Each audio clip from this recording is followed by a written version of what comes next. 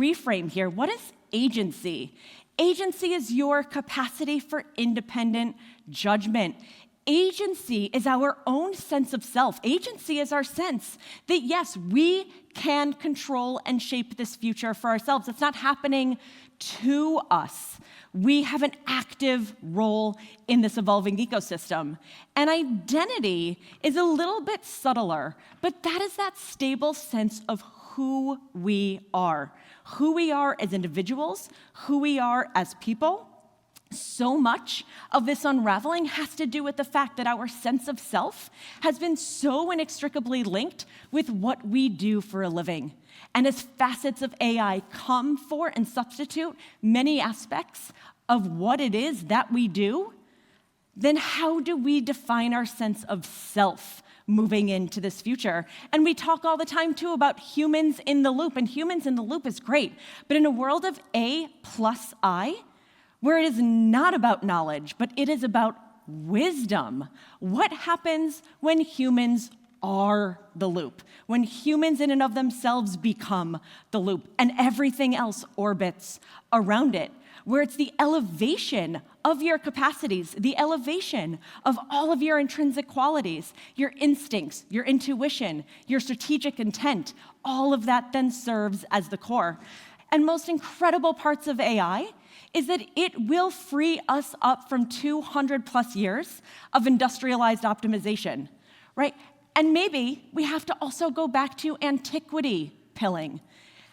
What does that mean? Going back to persuasion, rhetoric, the lost art of debate, thinking, right? We have conflated in so much of our work busyness with purpose.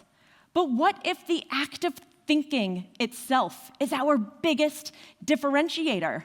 What if we need to untangle all that we know about our unique value proposition in this world and actually go back to all of those ancient forms of wisdom that have been lost in the system? This is one of the most, at least to me, exciting aspects of the new human frontier.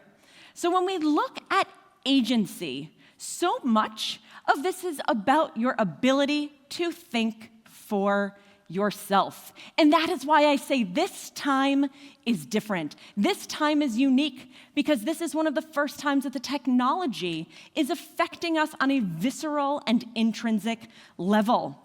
It is allowing us to migrate up to the next higher order value proposition and become deeper, more conceptual thinkers. A lot of that thinking, again, that was lost in what prior economies rewarded.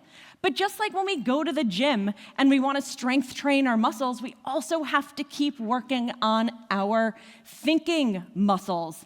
It's about awareness, adaptability, aspects of consciousness. How do we strength train ourselves so that we don't experience cognitive atrophy? One of the biggest questions going into the future is going to be, AI, right, as our co-pilot, how do we use this as a catalyst for creativity and not as a crutch for cognition?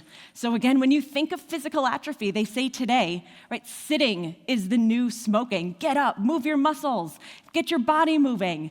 We have to do the same when it comes to our thinking muscle. Cognitive sovereignty, our ability to think through the lens of judgment, discernment, wisdom. This is going to be one of the biggest and most fundamental skill sets going into the future.